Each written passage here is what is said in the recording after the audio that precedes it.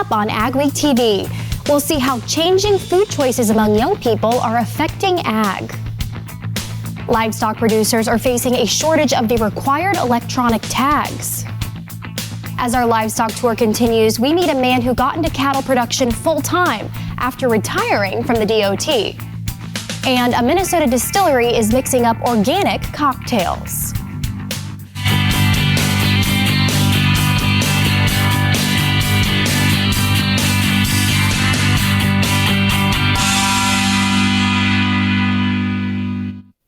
Welcome to AgweekTV. I'm Emily Beal. Gen Z are choosing their food products differently than generations before them, and that's something ag producers should be aware of. I met with an expert to learn more. Well, Gen Z, and those would be today their ages 13 to 27, so they're really coming into their own as consumers. Amy Teplatachurch works for the Center of Food Integrity. She shared her insights on Generation Z's purchasing habits at the North Dakota Livestock Alliance's Ag Summit held in Fargo this week. Something that's very unique to Gen Z, also some of the younger millennials, though, is that they are very purpose-driven. So they're making choices that they believe are better for themselves, better for their health and wellness, better for their community, better for animals, better for the planet. When walking down the grocery store aisles, Gen Z is more likely to look for labels that support purposes or movements they believe in, such as sustainability, grown local, organically grown, and many others. Really have not known life without a phone or a device in their hands. So their first fix is always going to be, ask Siri or Google it, or so they're looking for their phones for digital channels. YouTube is the most popular, so that provides education, how-tos, product information, how meat is raised, how milk is produced. While Gen Z heavily relies on technology for their day-to-day, it has also become an important part on farms and ranches. Younger consumers see technology as a positive solution, and nearly every farmer and rancher I know is supportive of and using technology to better their farms, better their production, better animal health, better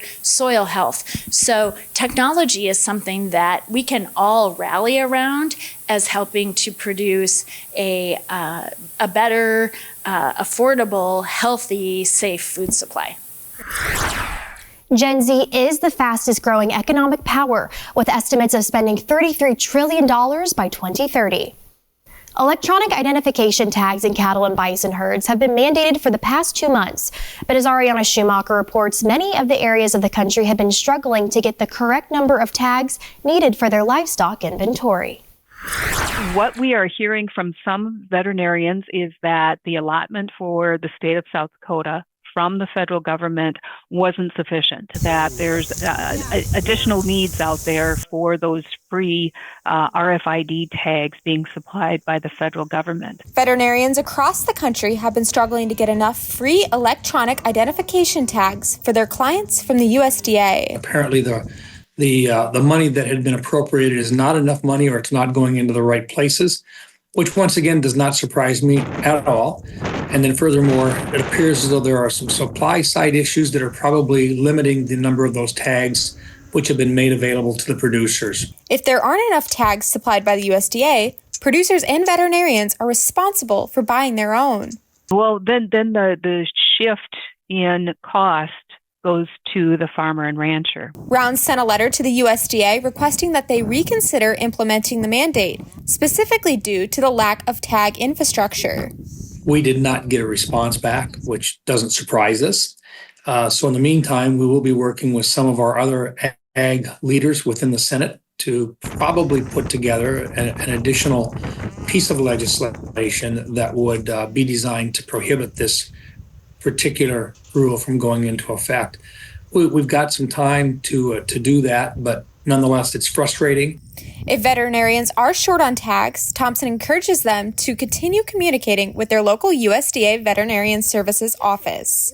They are keeping a list, and as soon as the next year's allotment is ready to go, those veterinarians will be on that list, and hopefully that allotment will help ease the number of tags that they need. In Sioux Falls, South Dakota, this is Ariana Schumacher for AgWeek. AgWeek reached out to the USDA for comment, and they did not respond to our questions. A Minnesota distillery has a unique take on spirits.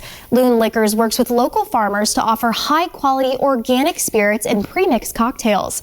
Michael Johnson has more in this week's AgWeek cover story. We're 100% certified organic. We have been since day one. Mark Schiller and Simeon Rossi are co-founders of Loon Liquors Organic Distillery in Northfield, Minnesota. They began their venture in 2011 after they realized they had a winning drink to share, organic pre-mixed cocktails. There'll always be a place for all their different types of alcohol, but the ready-to-drink category in particular is just going bonkers right now, and we've been filling that trend. Some of those drinks now include pre-mixed cocktails like an old-fashioned, cosmopolitan, or gin, rum, and vodka blends. Their work earned them the 2024 Minnesota Cup in the Food Ag Beverage Division. What we're trying to put out there is really well-balanced, really accessible products that are of a very high quality and certified organics. Brian and Tammy Lips grow organic wheat and barley in southeast Minnesota. They supply more than 90% of the grain for the distillery and 2,000 bushels of wheat and barley a year. They feel confident they can continue to meet the need as the distillery expands. I don't think they're going to run out of grain just yet, but like I said, I've made contacts with other organic farmers that are willing to jump in and help, because some of the other organic products like corn has gone way down. Loon Liquor products are in 450 stores across Minnesota. Schiller and Rossi plan to open an expanded facility in Northfield in the fall that will offer tours and serve pizza made from locally sourced wheat milled on site. You can read more in the next AgWeek magazine or at agweek.com. Up next on AgweekTV, our livestock tour continues with a Minnesota man who became a full-time cattle producer after retiring.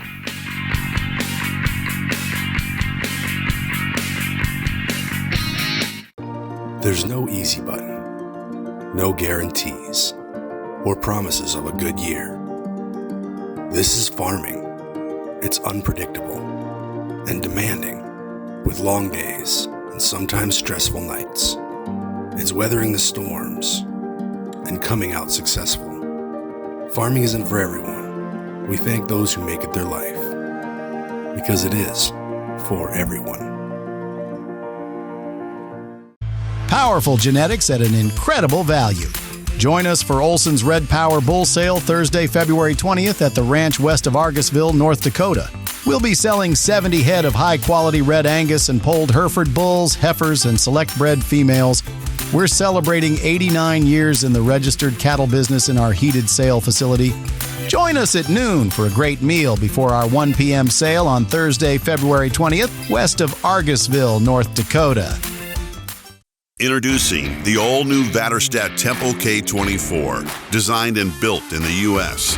It combines capacity with superior precision, even at very high speeds. With PowerShoot technology that uses positive air pressure to take full control of the seed from the meter all the way down to the soil, using no belts, motors, or brushes. Start your journey to outstanding emergence. Pre-order your Tempo K today. North Dakota Farmers Union is hosting the Evolution Ag Summit on Tuesday, February 18th from 9 a.m. to 3 p.m. at the NDFU headquarters in Jamestown. This one-day event will explore new developments in renewable fuels markets and the opportunities they create for North Dakota farmers, bringing together farmers and industry experts to promote better understanding and collaboration. Register online at ndfu.org/evolutionag. Attention farmers, increase your revenue and prevent compaction from squeezing your profits with PTG's Central Tire Inflation System, now offered at OK Tire and Service. All controlled from the tips of your fingers, ensuring increased yield and improved fuel economy by adjusting your tire pressure within minutes. You are ensuring the best performance from your tractor on the field and off the field, compatible with any radial tire. Call the OK Tire team today or visit oktireinc.com to learn more. The AgWeek Livestock Tour is sponsored by Jorgensen Land and Cattle and Linskov Ranch. Our AgWeek Livestock Tour continues this week. Michael Johnson visited north central Minnesota, where he met a retired state worker who's now raising cattle full-time. After 30 years of working for the Minnesota Department of Transportation, Kevin Hogue turned from raising cattle 2 days a week to full-time in retirement. It's a transition he's thoroughly enjoying on a hilltop farm among the woods near Aiken. Hogue and his wife Carol have lived here, which was her family's place, since they got married in 1981. We went and we bought 15 bred cows. I was looking for Angus back then, but it was Hereford. And only 3 of them calved. That's what we started up with, 3, and now we got 50 to 60. Hogue's been active in several county, state, and national cattle and ag groups, and now he's the Minnesota Cattleman of the Year. But he says the early years were a steep learning curve. That's why people don't realize it either, that you got to make a lot of money to cover the cost of the cow, and everybody looks and says, you got 50 cows, you got money. Yeah, I owe a lot of money, until you get old. Careful practices have helped the Hogue stay resilient to continue to produce quality cattle. Kevin began an artificial insemination program in the mid-90s. He says he gets a lot of help from his wife and 2 daughters, one of whom is a veterinarian. They know on Mother's Day we're breeding cows. We want all the mothers on Mother's Day. And he says he's learned a lot from other producers. Going to all these different farmers' places and looking at what they do, how they do it, and be smart enough to say, that's better than mine. Hogue's farm stands out in what was once a prolific farming area. He's now one of the few remaining cattle operations in his region. In fact, once most every farm in his area had a small dairy, turkey, or hog operation. But he's optimistic that his 2 daughters will take over this one someday. We're trying to get out of the farming now. Near Aiken, Minnesota, this is Michael Johnson for AgWeek. A South Dakota cattle rancher is the new vice chair of the National Cattlemen's Beef Association Agriculture and Food Policy Committee. Eric Jennings ranches at Spearfish along with his wife, Michelle. NCBA policy committees provide a way for producers to discuss issues facing the cattle industry and pass policy resolutions that direct the association's advocacy efforts in Washington, D.C. The Agriculture and Food Policy Committee has jurisdiction over the Farm Bill, transportation, labor, farm programs, nutrition, disaster relief, food safety, and other related issues. But really, the main duties of the chair and the vice chair of the committee is to conduct the meeting in a manner that the members can be heard, and the policies that they propose are lifted up through the system and end up in the policy book. It's very much a grassroots policy system, and NCBA takes that very seriously. Jennings will serve a 2-year term. Ahead on AgweekTV, we'll see what the future holds for renewable fuels in agriculture.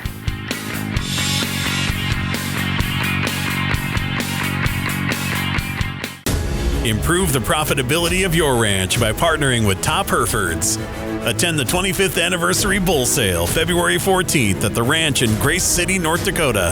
When you buy a Top Herefords bull, you're getting top-of-the-line genetics and benefits of marketing your feeder cattle and replacement quality heifers direct.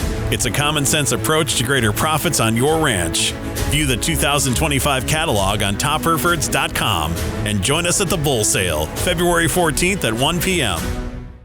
Are you a farmer looking to stay on top of trends in the industry? Attend the International Crop Expo, February 19th and 20th at the Alara Center. This free event includes seminars and a trade show featuring over 100,000 square feet of farming machinery and vendors. Hear from keynote speakers John Newton, Wyatt Wardner, and Bobby Sondrial. The International Crop Expo at the Alara Center, February 19th and 20th. Learn more at cropexpo.com.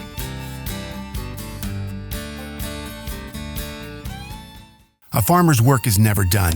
You're not just planting a seed or harvesting a crop. You're growing a legacy. When you're up before dawn and out long past dusk, you need a banker who will work with your schedule, not the other way around. At Choice, we do banking differently, giving farmers like you time back to focus on what really matters. Choice Bank, top North Dakota Ag Bank for 10 years running and always people first.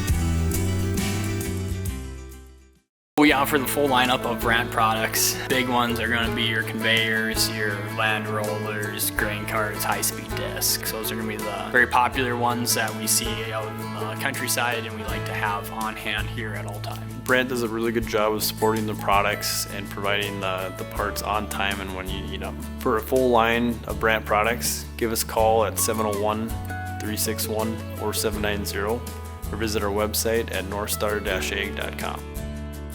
Winter is here, and so are the savings. At Gateway Building Systems, take advantage of limited-time winter discounts on Brock solid grain bins, built to protect your harvest and your bottom line. Need immediate assistance? Our expert millwrights crews are available now to handle your repairs and upgrades. Schedule your pre-season checkup today. Don't wait. Lock in your winter discounts. Call Gateway Building Systems at 1-800-747-4499.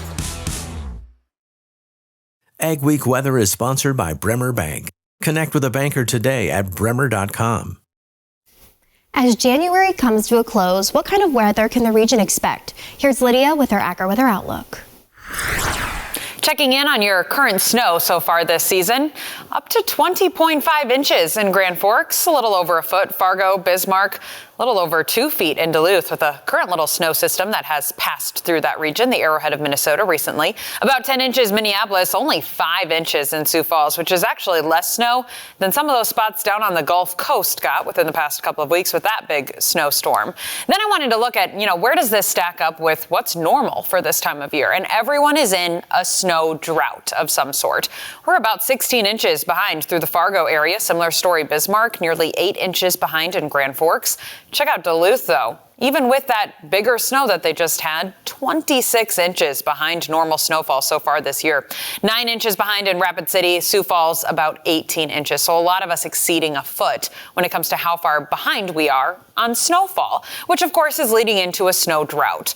Now, with all these lovely mild temperatures that we have had here at the end of January, we've done a lot of melting, and your snow depth, your current snow pack, has shrank too. You can actually see just with the contour on the map, there is no snow left down to the south, and up to the north, still just a little bit of snow on the ground. Duluth has the highest because of that recent snowstorm that they just had, but 2 inches in Grand Forks, 1 inch in the Fargo area, Trace, Bismarck, Minneapolis, and then 0 in Rapid City and in Sioux Falls. Because of the lack of snow down to the south, southern Minnesota, even into Iowa, South Dakota, that allowed your temperatures to really warm up this past week, where you were in the 50s and the 60s. Further to the north, temperatures were in the 30s and the 40s, again, thanks to that snow on the ground. The sun's energy goes into melting the snow before it can go into boosting your temperature. The latest drought monitor hasn't changed very much, which makes sense, of course, because we haven't had much for snow moisture. A lot of us under at least some level of drought, worst further out to the west, where you notice those reds on the map, the Montana, North Dakota border down through South Dakota and the Black Hills. Couple spots doing okay, the Devil's Lake area and the Minneapolis Twin Cities area. As we transition here into February, here's my general thinking for what we're expecting. I do expect below average temperatures. The jet stream is dropping down to our south. For areas to the north, that means high temperatures in the single digits, in the teens, and areas down to the south a little bit warmer than that. You're looking at teens to the 20s. And of course, average changes throughout the month of February, warming up toward the latter parts of February. And I do expect to see more active and wetter pattern, so there is some chances to see some snow as we get kind of a wavy jet stream. That allows little waves of energy to move through and produce some periodic snows. Here's your upper flow pattern, your jet stream, if you will. It drops down to the south as we head throughout this week, allowing colder pockets of Canadian air to then follow in suit and seep down to the south, while the mild air that we had this past week skirts off to the south and off to the southeast. So colder air is sliding in. Do expect a cool down as we go throughout the first few days of February with periodic chances for snow. We'll continue to watch it throughout the month. Powerful genetics at an incredible value. Join us for Olson's Red Power Bull Sale Thursday, February 20th at the ranch west of Argusville, North Dakota. We'll be selling 70 head of high-quality red Angus and polled Hereford bulls, heifers, and select-bred females. We're celebrating 89 years in the registered cattle business in our heated sale facility. Join us at noon for a great meal before our 1 p.m. sale on Thursday, February 20th, west of Argusville, North Dakota. Integrity, excellence, teamwork. At Titan Machinery, we take care of our team. Whether you are an experienced technician or looking to start your career, Titan has a spot for you.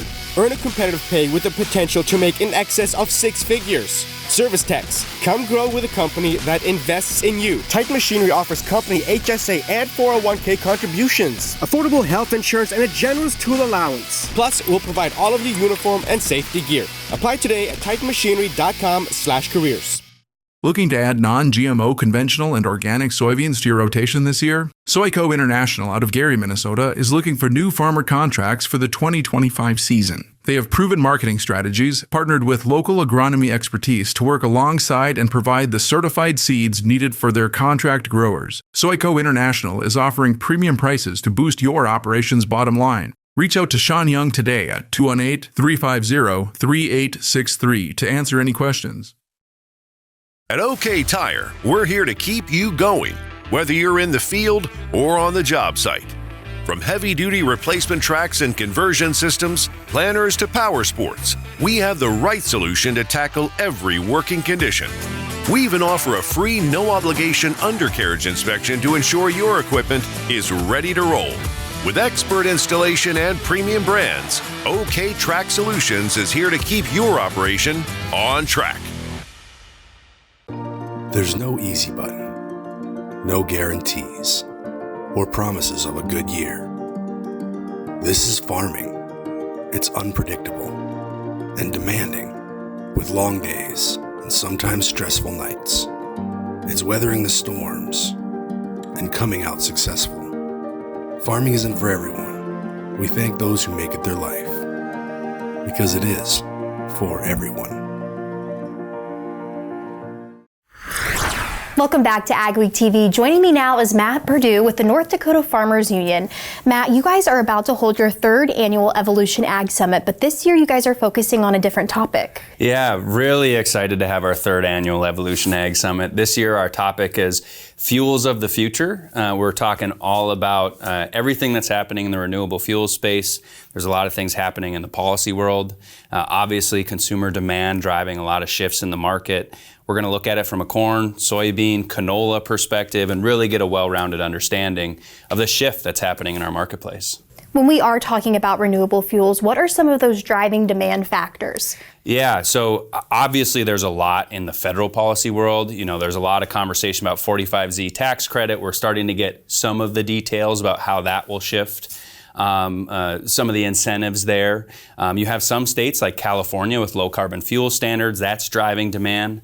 I think generally what we're hearing is that there's a lot more consumer demand for lower carbon fuels, for renewable fuels. Sustainable aviation fuel is taking off, and that's impacting North Dakota right now. 2 soybean crush facilities really supplying the renewable diesel market. We have GEVO acquiring an ethanol plant in the western part of the state, really looking at sustainable aviation fuel as an opportunity. So this is a very pressing topic right now, and I think it's important that producers have a clear understanding of what's happening. Who are some of the speakers and who are on the panel that excite you to be there? Yeah, so GEVO is one of those companies, and we're really excited to hear from them about why they chose to acquire that ethanol plant in Richardton, why that's a strategic location for them, and what it's going to mean for corn growers in that area of the state. We're also going to hear from ADM, who has the Green Bison JV with Marathon, supplying the renewable diesel market. We'll have speakers from NDSU, national policy experts. You also have the Peterson Farm Brothers coming as your keynote speakers. What do you hope people take away from their presentation? To be frank, one of the big goals is to provide some entertainment in the middle of a pretty dense day of education. I think the real value that we see there, though, is we always try to bring in speakers who are good examples of agriculture telling our story. For those interested in more information, where should they go? So they can go to our website, ndfu.org. There's a page right there, the Evolution Ag page, and learn more about the event and register. Excellent. Well, I know it's going to be a great time. Yeah, thank you very much. We're really excited. Thank you. Matt Perdue, North Dakota Farmers Union. Up next on AgweekTV, we'll have some no-till production tips.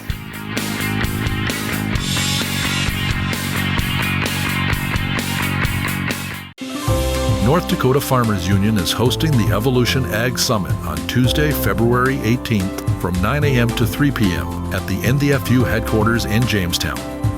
This one-day event will explore new developments in renewable fuels markets and the opportunities they create for North Dakota farmers, bringing together farmers and industry experts to promote better understanding and collaboration. Register online at ndfu.org/evolutionag. A farmer's work is never done. You're not just planting a seed or harvesting a crop. You're growing a legacy. When you're up before dawn and out long past dusk, you need a banker who will work with your schedule, not the other way around. At Choice, we do banking differently, giving farmers like you time back to focus on what really matters. Choice Bank, top North Dakota Ag Bank for 10 years running, and always people first. Winter is here, and so are the savings. At Gateway Building Systems, take advantage of limited-time winter discounts on Brock solid grain bins, built to protect your harvest and your bottom line. Need immediate assistance? Our expert millwrights crews are available now to handle your repairs and upgrades. Schedule your pre-season checkup today. Don't wait. Lock in your winter discounts. Call Gateway Building Systems at 1-800-747-4499. We offer the full lineup of brand products. Big ones are going to be your conveyors, your land rollers, grain carts, high-speed discs. Those are going to be the very popular ones that we see out in the countryside and we like to have on hand here at all times. Brent does a really good job of supporting the products and providing the parts on time and when you need them. For a full line of Brent products, give us a call at 701-361-4790 or visit our website at northstar-ag.com. Are you a farmer looking to stay on top of trends in the industry? Attend the International Crop Expo, February 19th and 20th at the Alara Center. This free event includes seminars and a trade show featuring over 100,000 square feet of farming machinery and vendors. Hear from keynote speakers John Newton, Wyatt Wardner, and Bobby Sondrial. The International Crop Expo at the Alara Center, February 19th and 20th. Learn more at cropexpo.com.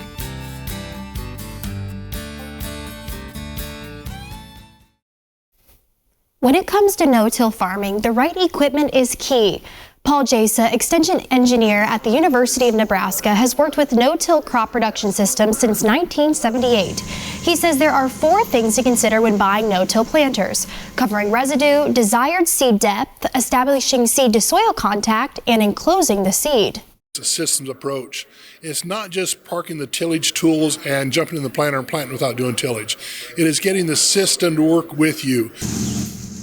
No matter which one you buy, Jasa encourages producers to make sure they have dealer support and parts and repairs available for that equipment.